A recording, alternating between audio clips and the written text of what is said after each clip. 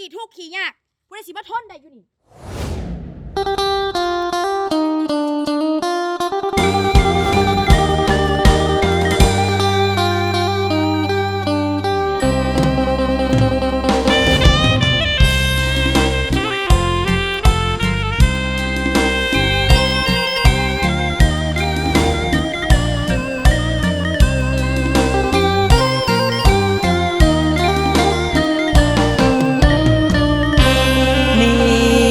ใส่ละน้อ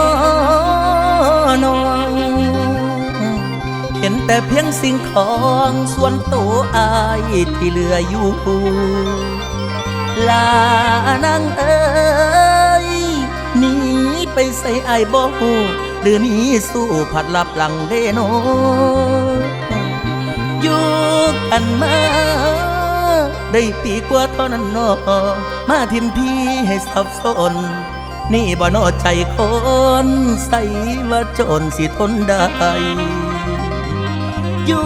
ดดีๆมานี่อายส่งข้อความมาทางไลน์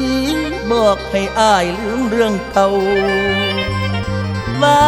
เลิกกันซะน้อเฮาอยู่กันไปมีแต่ลมบ่พาเจ้าแม่นมั่งมีโอ้ยโอ้ยพอที่อาย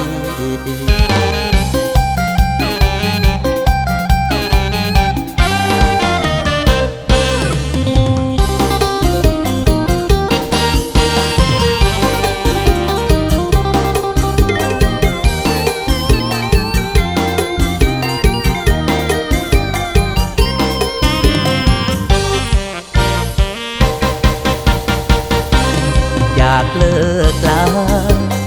อายก็บ่ว่าหยังดอกเห็นหยังบ่บอกอายด้วยเหตุด้วยผลสู้ต่อบ่ไหวอายเข้าใจอยู่ดอกหน้ามนย้อนอายผ่านชนถ้าสนน้องทนบ่ได้แรงจากนายรายวันนั้นไม่พอจ่ายค่าน้ำค่าไฟค่าห้องค่ากินไม่เหลือสู้ทำงานหนักเพื่อคนหายอมอาบเหนื่อยกายไม่เบื่อเมื่อมีเธออยู่เคียงข้างใจสัญญาไว้ถึงสิเดินผ่านใดแต่คนใดบ่ไหววันเอาซอยกันขามังทางไม่ป่าปนไปอยู่โซนกลางท้องดงน้ำน้องที่ตามห้อยชายบ่ไล่ลาลาขอเคียงข้างเติมพลังสร้างก่อมีปัญหาอย่าท้อที่ขอสู่คู่กันน้ำกว้างกันจะได้มันแฟนจ้านี่คือคำสัญญาว่าพี่จนสิทนได้น้ำตาหลั่งไหลเต็มทางหมดแล้วความหวังนั่งลงร้องไห้กอดเขาเบิ่งเงาเจ้าของพิงฟ้าห้องโห่ร้องคู่ฟ้า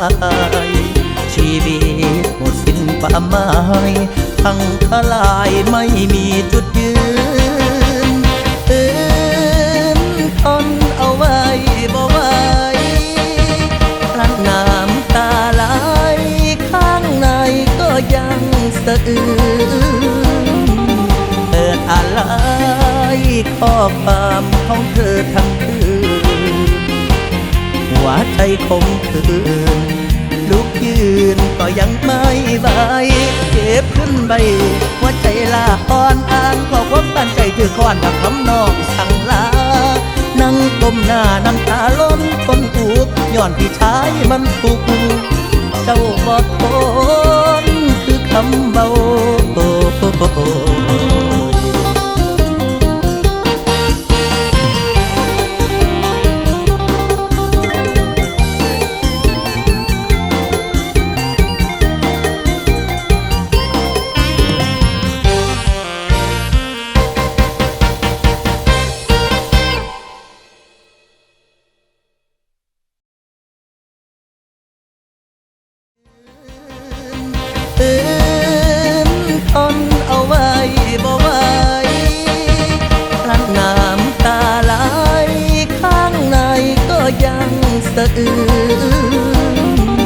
เปิดอะไร